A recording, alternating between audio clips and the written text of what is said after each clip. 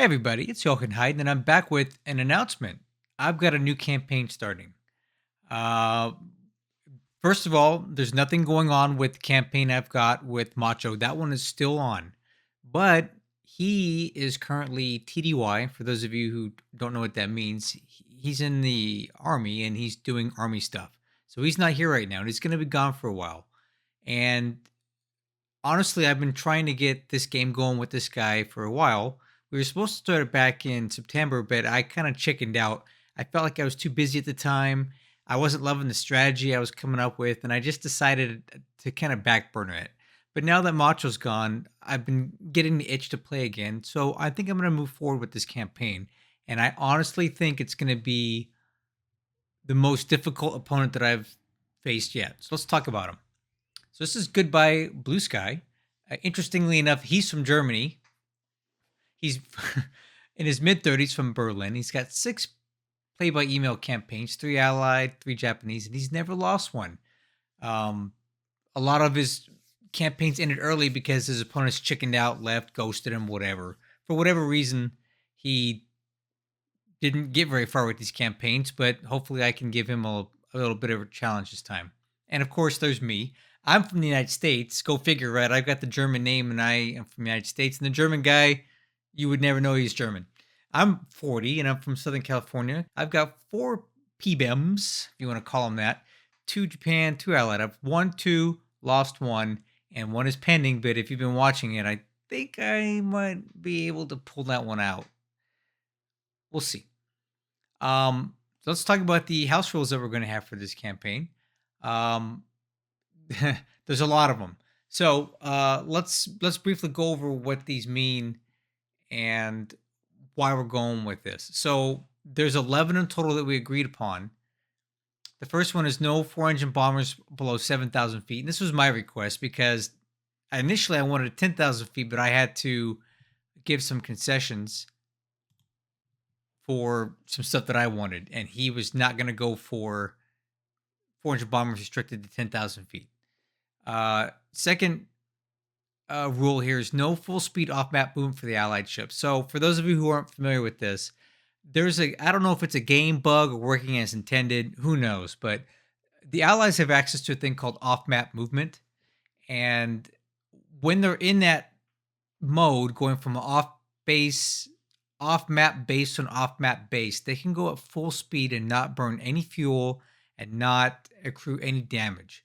I don't think that's working as intended. I think that's an oversight, and it's very OP, and it allows the Allies to basically double the speed that they can move stuff from like the East Coast of the United States over to, Cape Town and onto the map. So I don't want it, and he agreed to that.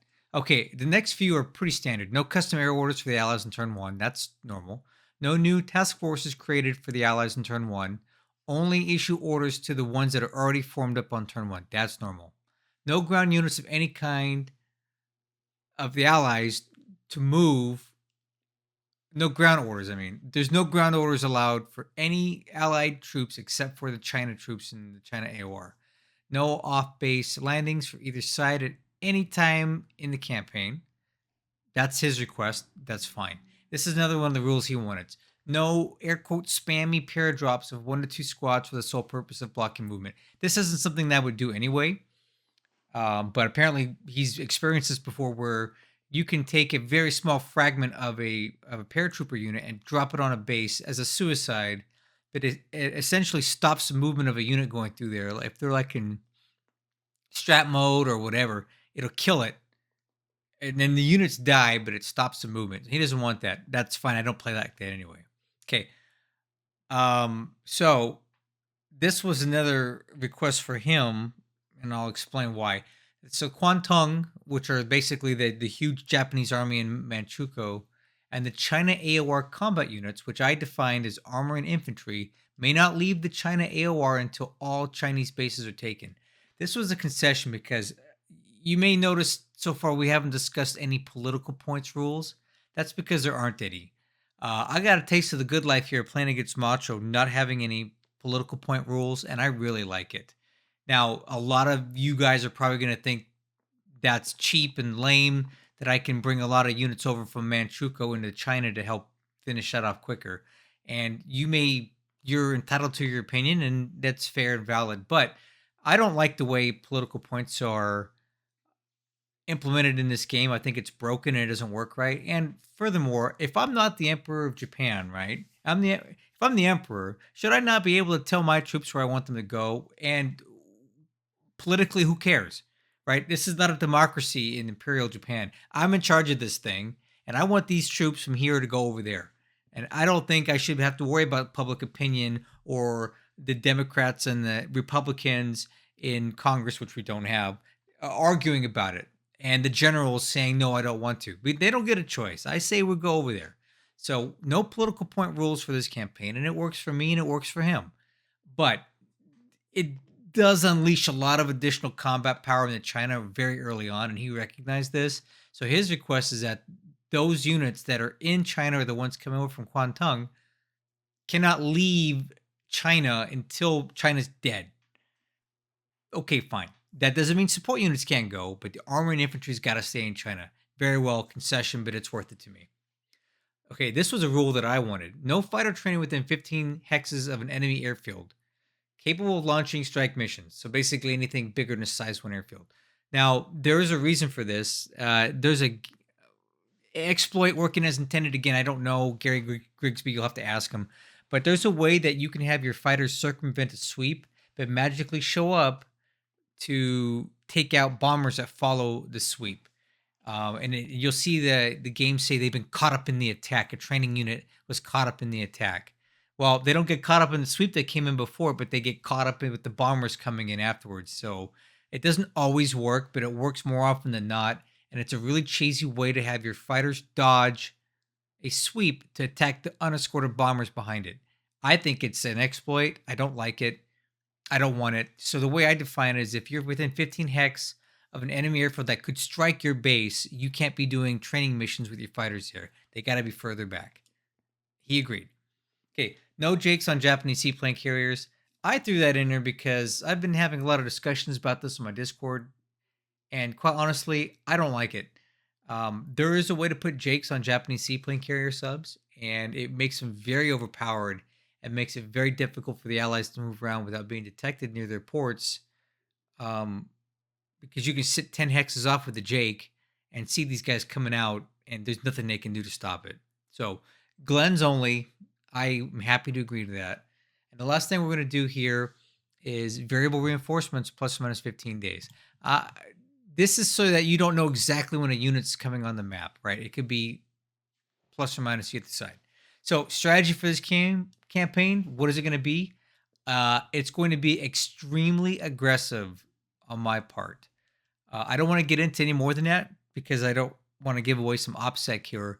But I'm going to be playing harder than I've ever played before. And I'm doing a lot of risky things with my research and development, units, all that stuff. I'm going all in with everything I got to try to finish this thing by 1943, if I can. Now, if I can't, it's not going to be pretty because I'll be a little compromised by that. One thing I forgot to add is that we're playing on scenario 1.5.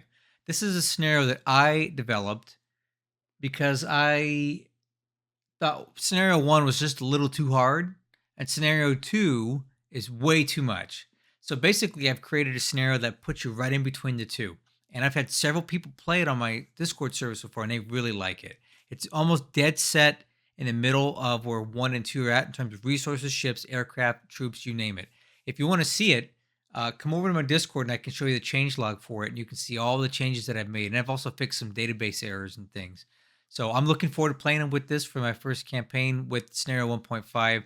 I think this is going to be extremely difficult because Goodbye is a very intelligent man. I can tell by the way he talks and acts. And he's a student of this game and he takes a lot of knowledge. He likes to study things and learn things, and he reads a lot of the after action reports and gains information from them. So he has been learning from the best for years, taking notes, and I'm sure I'm going to see a lot of sneaky tricks and things done to me that I've never had to counter with lesser experienced opponents. So I picked a hard person to play to go with the strategy that I'm going with, but you know what? Um, it'll be fun. One last note about this campaign before I wrap up this video is that it is not my intention to do daily turns on YouTube as I have been with the Macho campaign. The Macho campaign will always be primary first and foremost. Once he's back and he's ready to play again, those turns will get prioritized over this one. This is a secondary campaign. So Goodbye is aware of that, and he understands that Macho and I are going to be first dibs because that's the campaign I've invested the most time into. That's the one that's got the YouTube coverage, and that was the opponent that I committed to first. So he should get all of my attention when I don't have a turn to work, you know, whether or not I'm going to play him first. So I think I'm going to wrap this up. I've been talking for a long time. If you have any questions, put them in the comments or come over to my Discord. Um, I actually have a thread going on off my main channel. It's not a separate channel, it's a thread. So if you want to gain access to all of the notes that I've been doing for this setup, come on over. I've been running that thread for months and there's a lot of information there. You may want to read about some of the things I've been testing and special move task forces that I've been developing. But yeah, this is going to be fun. So I will definitely show you the first turn so you guys can see how it goes. And I will also upload turns when they're really exciting and there's something big that happened that I want you to see. If not, I'll just be doing weekly or monthly updates to get you guys caught up to how it's been going. Anyway, I want to thank you guys for listening to me ramble on for almost 12 minutes here. I think this is going to be a fun campaign, and I hope you guys will follow along on Discord, here on YouTube occasionally when I upload the videos. And until then, I'll catch you guys on the next one.